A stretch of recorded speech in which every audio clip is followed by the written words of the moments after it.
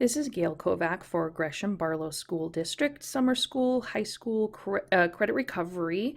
This is Algebra 1A, Learning Target number 2. I can solve multi-step equations with variables on both sides. So this is similar to Learning Target number 1. We're trying to figure out what number X or D or B or whatever the letter is, and we have to honor the equal sign by doing the same thing to both sides, inverse operations to isolate the variable.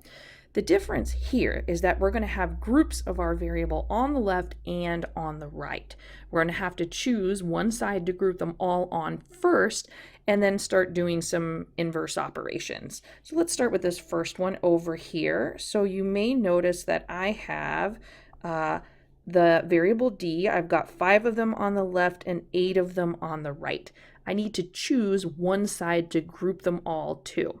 And really, it doesn't matter which side you choose. I'm going to choose to group them all on this side. So what I need to do is move the 5Ds from here over here. Now, to get them to be removed here, I can subtract them away because 5D plus or minus 5D would be 0. There would be nothing left. So on this side, I'm going to take away 5Ds, and I'm going to do the same thing to the other side of our equal sign. So here's minus 5Ds, because now plus 5D and minus 5D, boom, those are gone. So the only thing I'm going to have left on the left is the 10. 10 will be equal to, and notice here that I grouped these D's under the D's that were already here. I won't be adding them to the constant. Those are unlike terms. 8D's minus 5D's. So that's going to get you 3D's altogether. And then we've got our minus 12. All right, so now this looks a little bit more similar to like what we did in learning target number 1. I need to get this D all by itself, so I'm going to do some inverse operations here. First thing I'm going to take care of is that pesky little minus 12, that constant here. That's my outer operation was minus 12, so the 3 is closer to the D. I'm going to get rid of this first. And how do you undo minus 12? Well, you add 12. Those are additive opposites. So I'm going to add 12 to both sides, honor that equal sign, and minus 12 and plus 12 are additive opposites and they cancel. So let's see what we're left with now. 10 plus 2, that gets you 22. That will be equal to 3 times D. All right, we've almost got the D all by itself, but D is being multiplied by 3. It has a coefficient of 3 that implies multiplication, so we need to undo it with division. So I'm going to divide this side by 3, and I had better do that to the other side as well. Multiply by 3 and divide by 3 are multiplicative inverses, and they cancel.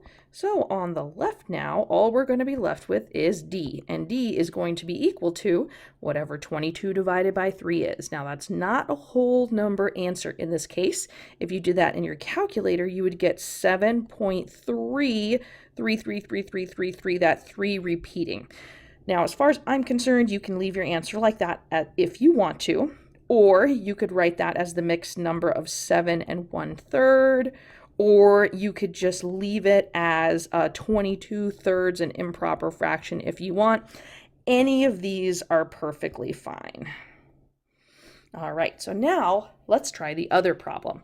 Now this problem needs a little bit of cleanup on the left first. I notice that I've got a group here. I've got a group of 3 plus 6b, and I have negative 3 of those. I'm going to distribute this multiplier of negative 3 to each member of the group. So that would be negative 3 times 3, which is negative 9. And negative 3 times 6b, which is going to get you negative 18b. All right, so now I can rewrite what I've got.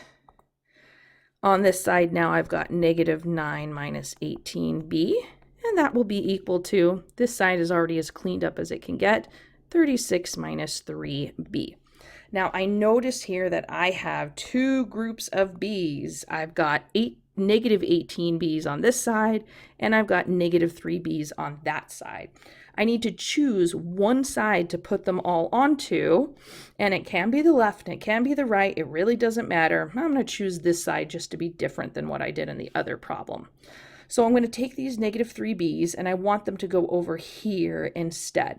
So how do you get rid of minus 3b? You do the opposite, which is plus 3b. And I'm going to be adding that to the other b's on the other side. Not the negative 9, that's a constant, it's a different term. These are b's we're talking about, so I'm going to be grouping them with these b's that are already here. All right, so let's see what we get in this case. On the left, I still have negative 9, and I'm going to now have negative 18b's plus 3b's. That gets you negative 15b's altogether, and that will be equal to, notice that these are going to be gone. Let's cross those out. Just 36 here on the right now, so here's 36. All right, and again, now this is kind of like what we were doing in learning target number 1.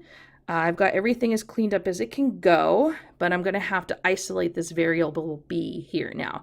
I see my outside thing that I need to get rid of. I'm going to get rid of that constant of negative 9 by adding 9, and I need to honor the equal sign and do it to both sides. Let's see what we get here. Plus 9 and minus 9 are inverses. They cancel. And on the left, I'm going to remain just negative 15b's. That's going to be equal to whatever 36 plus 9 is. I think that's 45. Yes. All right. We've got one more thing to get rid of that b.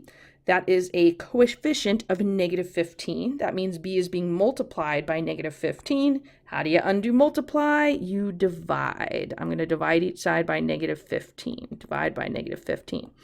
Now, common mistake here, people think this is like b minus 15, and they would undo that by adding 15 to each side, but it's not. The negative 15 is a coefficient. It is in front of the b.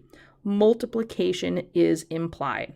Whatever number is directly in front of your variable is assumed to be a multiplier. So to undo that, you must divide each time.